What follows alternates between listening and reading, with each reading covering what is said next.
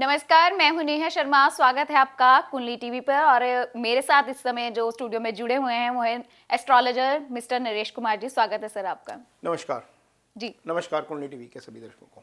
Sir, आज हम अपने व्यूअर्स के लिए बहुत ही अहम जानकारी लेकर जुड़े हुए हैं, क्योंकि आज हम बात करने वाले हैं मंगल पर, यानी कि मांगलिक दोष पर। जी बहुत सारे लोगों को इससे बहुत डर लगता है, क्योंकि इसे जी विवाह का कारण भी माना जाता है। यानी कि जब विवाह कार्य किया जाता है तो बड़ा ऐसे युवक और युवतियों को डराया जाता है कि आपकी कुंडली में मंगल दोष है या आप मांगलिक है, इस वजह से आपकी शादी जो है जल्दी नहीं हो पा रही है, जी इसलिए आपके जो विवाह का मांगलिक कार्य है इसलिए नहीं हो पा रहा है। सबसे पहले तो ये इसकी डेफिनेशन क्या है, मंगल दोष होता क्या है? नेहा, एस्ट्रोलॉजी में जितने प्लैनेट हैं 7 प्लैनेट हम मानते हैं। राहु केतु छाया ग्रह है, उसमें भी 5 प्लैनेट हैं।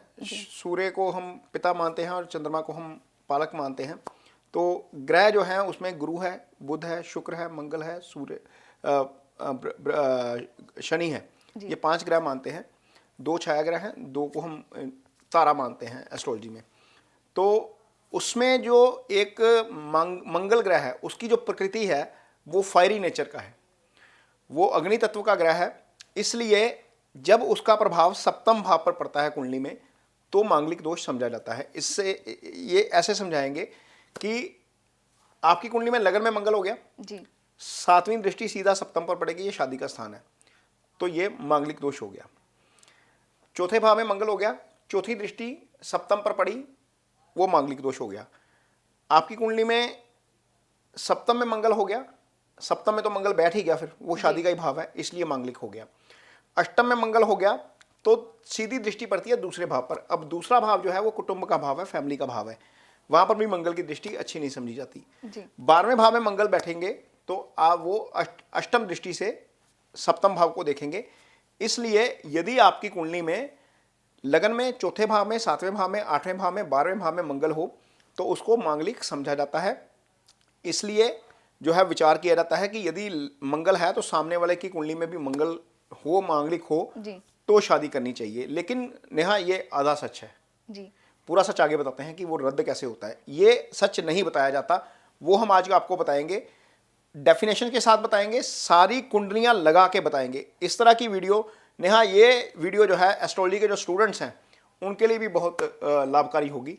तो ये रीजंस कुछ हमने लिखे हैं उसमें, ये शास्त्रार्थ जो है वो रीजंस हैं कि किस तरीके से मंगल रद्द होता है। जी सर, जैसे आपने कहा कि मंगल दोष रद्द भी हो जाता है, मैंने जी। आज से पहले ऐसा कभी कहीं पर नहीं सुना है कि मंगल दोष रद्द भी होता है। क्योंकि कहा जाता है कि जो व्यक्ति मंगल दोष के साथ पैदा हुआ वो होल लाइफ मांगलिक ही रहता है, या उसे जी। मांगलिक की कैटेगरी में ही रखा जाता है। जी। आज आप डेफिनेशन बताने वाले हैं कि मांगलिक दोष रद्द कैसे होता है। तो सबसे पहले तो ये कि उस रद्द की कहानी क्या है, और दूसरी बात ये कि जब रद्द हो जाता है तो क्या लाइफ में तब भी हमें चेंजेस देखने को मिलते हैं? देखिए नेहा, सबसे पहली बात तो यह है कि कुंडली में 12 भाव है जी। हम पूरे ब्रह्मांड की आबादी को 12 से डिवाइड करेंगे तो एक भाव के हिस्से 8% के आसपास आबादी आई, 8.25 के आसपास आ गई। तो उनमें से 5 घरों में जब मंगल है तो वो मांगलिक हो गया। इसका मतलब यह है कि आपकी पूरे ब्रह्मांड की आबादी या भारत की आबादी भी, जहां पर हम एस्ट्रोलॉजी मानते हैं, वैसे तो सब जगह पर मानते हैं, 45% के आसपास, 42% के आसपास आबादी मांगलिक होगी। क्या ऐसा संभव है?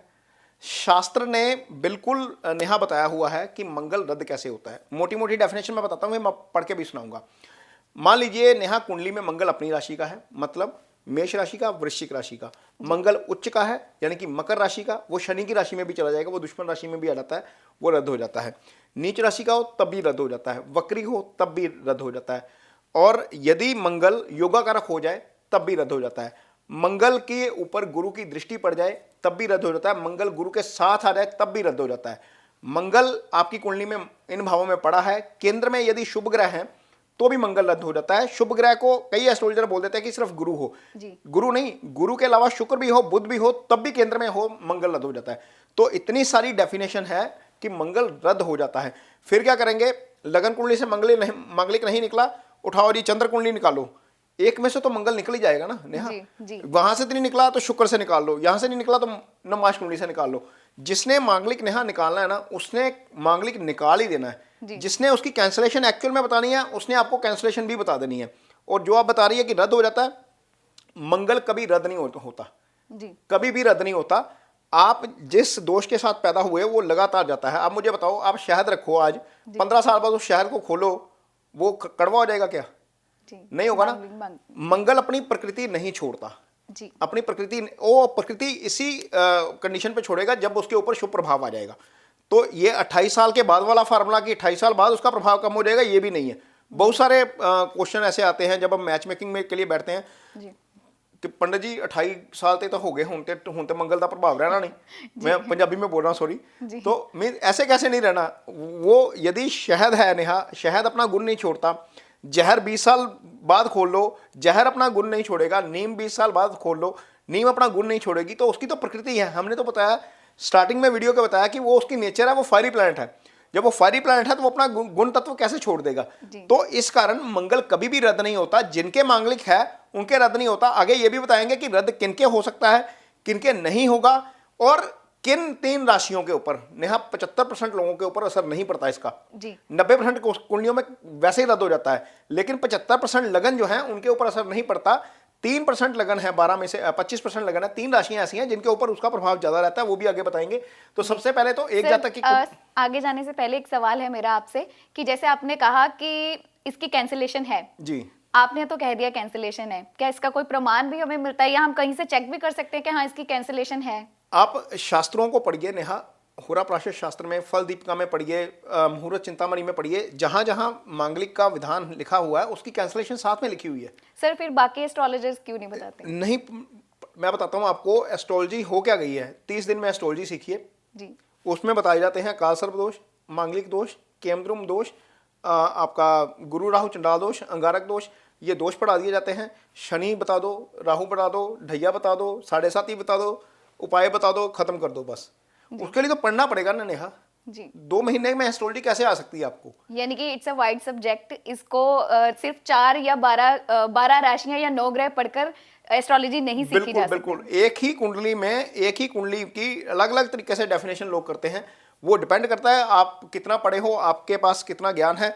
हालांकि मैं भी खुद 16 साल से हूँ, मुझे लगता है कि मैंने 2% भी नहीं पढ़ा अभी जी, इतना ये वाइड सब्जेक्ट है। तो सबसे पहले तो ये नेहा कंडीशन जो हमने लिखी हुई है, जो वर्बली मैंने बता दी, वैसे जो क्या कंडीशन है इनमें ऑलमोस्ट यही है, लेकिन जो लिखी हुई है वो भी बताते हैं। एक जातक की कुंडली में मंगल दोष हो तो दूसरे की कुंडली में 19 स्थानों पर शनि आदि पाप ग्रह हो जाए, कोई भी पाप ग्रह हो जाए, राहु आ जाए, शनि आ जाए। मान ले आपकी कुंडली में मंगल है, आपके पार्टनर की कुंडली में वहां पर राहु शनि सूर्य कोई भी आ गया, पाप ग्रह आ गया, तो वो रद्द हो जाता है। जब हम मैच मेकिंग के लिए बैठते हैं तो वो इस तरीके से भी रद्द देखते हैं कि क्या रद्द हो सकता है। नॉन मांगलिक की मांगलिक के साथ शादी इसी तरीके से की जाती है। मेष राशि का मंगल लगन में हो, क्योंकि वो मूल त्रिकोण राशि है उसकी, वो अपनी राशि का हो जाएगा तो मंगल रद्द हो जाएगा। वृश्चिक राशि का चौथे भाव में हो, कैसे बताया कि योगाकारक हो जाता है। कर्क लगन की कुंडली में मंगल जो है वो योगाकारक हो जाता है, क्योंकि वो पंचम भाव का स्वामी होता है। वृश्चिक राशि उसकी पंचम भाव में आती है, वो त्रिकोण का भाव है, वो पवित्र हो जाता है, वो शुभ हो जाता है। इसलिए चौथे भाव का जो मंगल है कर्क राशि में, वो नहीं आपको नहीं लगेगा। यदि सिंह लगन की कुंडली, सॉरी सिंह लगन की कुंडली में चौथे भाव में वृश्चिक राशि आ जाएगी, सिंह लगन में भी मंगल योगाकारक हो जाता है, क्योंकि वो भाग्येश हो जाता है, तो उसके कारण नहीं लगेगा। कर्क राशि का मंगल जो है वो 8वें भाव में यदि आ जाएगा तो उसको नहीं लगता। धनु राशि का मंगल यदि 12वें भाव में आ रहे तो मंगल रद्द हो जाता है। मीन का मंगल यदि 7वें भाव में हो, कुंभ राशि का मंगल अष्टम में हो तो भी मंगल दोष रद्द होता है। ये डेफिनेशन है। यदि कुंडली में दूसरा भाव, नेहा जो दूसरा भाव होता है ना वो फैमिली का भाव होता है, कुटुंब का भाव होता है, जो शास्त्रों में लिखा गया है। शुक्र और चंद्र 2 ग्रह आ गए, शुक्र शुभ ग्रह है। अब यहाँ बात क्या कर रहे हैं, शुभ प्रभाव होना चाहिए। शुक्र और चंद्र दूसरे भाव में आ गए, और या मंगल गुरु द्वारा दृष्ट हो जाए, जैसा हमने बताया कि मंगल गुरु द्वारा दृष्ट हो जाए तो मंगलिक दोष रद्द हो जाता है। केंद्र के भावों में राहु आ जाए, मंगल राहु के साथ आ जाए तब भी रद्द हो जाता है। यहाँ पर बता देंगे कि यार मंगल राहु साथ आ गया, अंगारक बन गया जी, अंगारक दोष हो जाता है जी। अंगारक भी बताएंगे आगे, किसी और सब्जेक्ट में, किसी और वीडियो में आएंगे, अंगारक भी बताएंगे। कहाँ पर मंगल राहु योगाकारक हो जाते हैं वो भी बताएंगे जी। वीडियो सारे लेके आएंगे, एक एक करके सारे वीडियो लेके आएंगे। जहां लोगों के मन में भ्रम है वो सारे वीडियोस हम लेके आएंगे और बताएंगे कि किस तरीके से एस्ट्रोलॉजी में जो है वो लोगों को खराब किया जाता है। मैं खराब शब्द यूज करूंगा। यदि मजबूत शुक्र और गुरु लगन में हो, अब गुरु मजबूत आ गया, शुक्र लगन मजबूत आ गया, लगन में आ गया, तो सप्तम को देखेंगे वो खत्म हो जाएगा, दोष खत्म हो जाएगा। नीच राशि का हो जाए मंगल, अब नीच राशि में आ गया, वो खुद ही वीक है, वो आपका क्या नुकसान करेगा। शत्रु की राशि में आ जाए, मंगल शनि की राशि में बैठ गया, मकर में आ गया, उच्च का हो गया ना, लेकिन राशि वो शनि की है, वो खत्म हो जाएगा। मंगल यदि केंद्र और त्रिकोण में शुभ ग्रह आ जाए, तीसरे छठे 11वें में अशुभ ग्रह आ जाए, तीसरे छठे 11वें में नेहा अशुभ ग्रह जब आते हैं तो लगन मजबूत हो जाता है, तो वो उस केस में मंगल रद्द हो जाता है। सप्तमेश यदि सप्तम भाव में हो, मान लीजिए आप अपने घर में बैठे हैं, आपको कोई नुकसान पहुंचा सकता है? जी नहीं पहुंचा सकता है ना। जी। तो यदि सप्तमेश सप्तम में ही है, बुध मान लीजिए बुध है सप्तमेश और 12 लगन की मीन लगन की पत्रिका है, बुध सप्तम में पड़ा हुआ है तो मांगलिक दोष नहीं लगेगा। और मंगल अपने घर में यानी मेष राशि में हो, वृश्चिक राशि में हो, उच्च का हो, नीच का हो, तो भी मंगल रद्द हो जाता है, वो पहले ही बता दिया हमने। वर और वधु की राशि मैत्री हो, यदि दोनों की राशियां में मैत्री हो जाए और गुण भी 28 से ज़्यादा मिल जाए तो भी मांगलिक दोष नहीं होता। तो ये कैंसलेशन है नेहा सारी मांगलिक की। यदि किसी को देखना आता हो उसको, तो मांगलिक दोष 90% केसेस में रद्द हो जाता है जी। कोई दिक्कत नहीं है, पता लग जाएगा। यहाँ पर अब मेष राशि से दिखाना शुरू करेंगे, 12 के 12 लग्नों में दिखाएंगे कि मंगल कहाँ पर पोजीशन होगी उसकी और वो कैसे रद्द होगा। जी सर, उस पर जाने से पहले एक सवाल है कि जैसे ये तो हमने सुना है कि जब मंगल दोष हो जाए, ऐसे एस्ट्रोलॉजर बताते हैं कि शादी में देरी आती है, तो क्या ये विवाह से संबंधित ग्रह ही होता है मंगल दोष, या फिर किसी और भाव को भी या हमारे लाइफ के किसी और हिस्से पर भी ये अपनी दृष्टि डालते हैं? देखिए नेहा, मंगल की 3 दृष्टियां हैं, 4, 7 और 8। जी। जहां पर वो दृष्टि पड़ेगी वो दृष्टि नेगेटिव ही है। मंगल भले आपकी कुंडली में योगा कारक हो जाए लेकिन उसकी दृष्टि नेगेटिव ही रहेगी जी। ये क्लियर है। जहां पर मंगल की दृष्टि पड़ेगी वो भाव डिस्टर्ब होगा, आपको मेंटली डिस्टर्ब कर सकता है, आपको फिजिकली भी डिस्टर्ब कर सकता है। मंगल अष्टम में पड़ा हो तो बंदे को पाइल्स हो जाती है, मंगल अष्टम में पड़ा हो तो व्यक्ति का एक्सीडेंट हो सकता है, और केतु खुदा ना खास्ता साथ पड़ा हो तो वो ज्यादा ब्लीड करवाएगा। तो ये उसकी प्रकृति है, वो उसने करना है। मंगल ब्लड सेल का कारक होता है, मेडिकल एस्ट्रोलॉजी को हम पकड़ेंगे तो मंगल ब्लड सेल का कारक होता है बॉडी में। ब्लड का जो लिक्विड पार्ट होता है वो हम चंद्रमा से कंसिडर करते हैं और मंगल जो है ब्लड सेल से हम कैलकुलेट करते हैं। अब अष्टम भाव बॉडी में रेक्टम का पार्ट होता है, अब वहां पर यदि मंगल और केतु आ जाए तो बंदे को पाइल्स हो जाएगी, नहीं तो सर्जरी हो जाएगी, डेफिनेटली हो जाएगी। और ट्रांजिट में भी आ जाए तब भी करवा देते हैं। तो ये उसकी प्रकृति है, ये सिर्फ मांगलिक के लिए कंसिडर नहीं करना चाहिए। और मंगल ही बॉडी मास ही भी है, बॉडी में जो मास है आपकी वो भी मंगल है।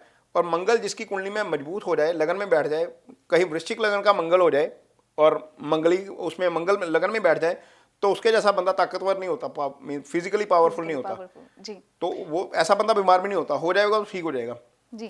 तो अब अगले राशि की तरफ चलते हैं और अगली राशि में देखते हैं कि कैसे कैंसलेशन होती है। वृष लगन में बात करते हैं। वृष लगन में नेहा देखिए, पहले शुक्र की राशि में मंगल है जी। यहाँ पर गुरु मान लीजिए भाग्यस्थान में आ गए। यहाँ पर भी हमने गुरु जो है वो लिखा है कि ये 10 राशि के हैं, यहाँ पर नीच राशि हो जाती है, लेकिन गुरु की दृष्टि चूंकि मंगल पर पड़ रही है तो मंगल रद्द हो जाएगा। यहाँ पर चौथे भाव में मंगल पड़े हुए हैं, यहाँ पर मंगल के ऊपर गुरु हालांकि 12वें भाव में है लेकिन गुरु पंचम दृष्टि से मंगल को देख रहे हैं, मंगल रद्द हो जाएगा। यहाँ पर मंगल गुरु साथ आ गए, मंगल सप्तम में है, अपनी राशि में है जी। यहाँ पर गुरु नहीं भी होंगे तो भी रद्द हो जाएगा, लेकिन गुरु के साथ है तो भी रद्द हो जाएगा। और आगे यदि हम मंगल देखते हैं तो वो अष्टम भाव में पड़े हुए हैं, लेकिन गुरु की पोजीशन जो है वो दूसरे भाव में है। अष्टम में बैठे गुरु मंगल को गुरु देख रहे हैं सीधी दृष्टि से, इसलिए मंगल रद्द हो जाएगा। आगे 12वें में मंगल पड़े हुए हैं और गुरु जो है वो चौथे भाव में है। कालपुरुष की कुंडली में नेहा गुरु यहाँ पर उच्च के हो जाते हैं। केंद्र में गुरु की उपस्थिति पहली कंडीशन, दूसरा गुरु की दृष्टि मंगल के ऊपर दूसरी कंडीशन, ये भी रद्द हो जाएगा। तो हो गए तो 5 कंडीशन में मंगलिक, इससे ज्यादा कुंडलियां नहीं लगा सकते। हमने मांगलिक भी बता दिया, उसका कैंसलेशन कैसे है वो भी बता दिया।